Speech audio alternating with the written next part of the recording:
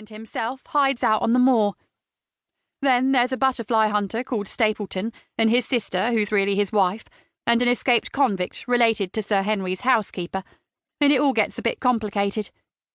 The climax, of course, is the appearance of the ghastly hound in pursuit of poor old Sir Henry, who is rescued by Holmes and Watson, and the mystery revealed. There are a few other characters in the original story, but Marty had cut them out. You'll understand why. I was cast in the female lead, Miss Stapleton, the woman Sir Henry Baskerville falls for. Marty himself was playing Sir Henry.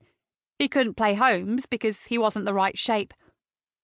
Everyone who thinks Holmes thinks along the lines of Basil Rathbone in those wonderful black and white movies, or Jeremy Brett in the old television series.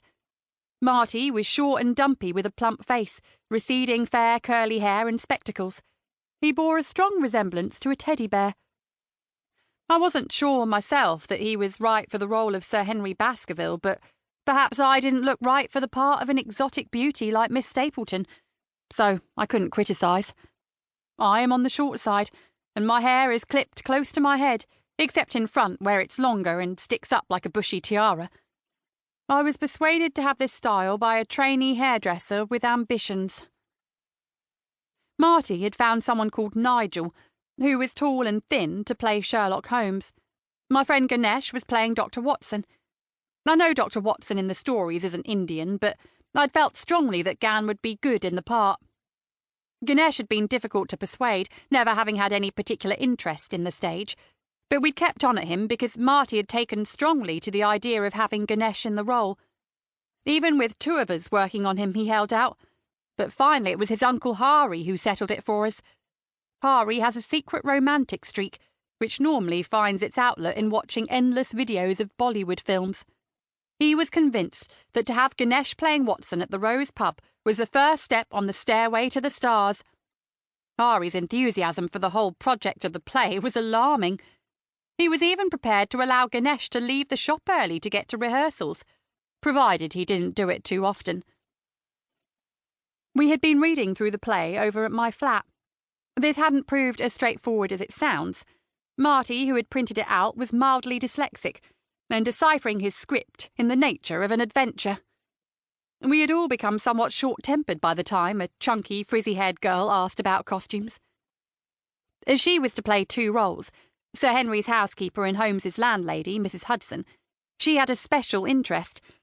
Marty told her he'd decided she was to pad herself out with foam rubber to be plump for Mrs. Hudson, and wear a mob cap to cover her hair. For Sir Henry's housekeeper, she'd be thin again and wear a pince-nez. Marty himself had made a pince-nez out of wire, and the mob cap was actually a large shower cap he'd borrowed from his landlady. He produced both articles from a plastic bag with an air of modest triumph. It didn't have quite the effect he'd hoped for. The frizzy-haired girl was particularly unimpressed. Had we to make all our own costumes, or could we run to hiring them from a proper theatrical costumier? She demanded with some asperity. No need, Marty assured us. Apart from the fact we didn't have any money, costumes were supplied by Freddie. Encouraged by this, we'd progressed from the reading to the pub for a pint.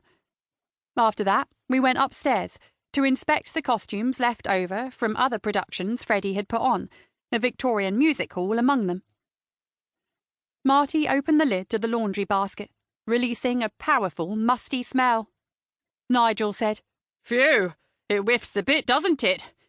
Are you sure someone didn't hide a body in there?"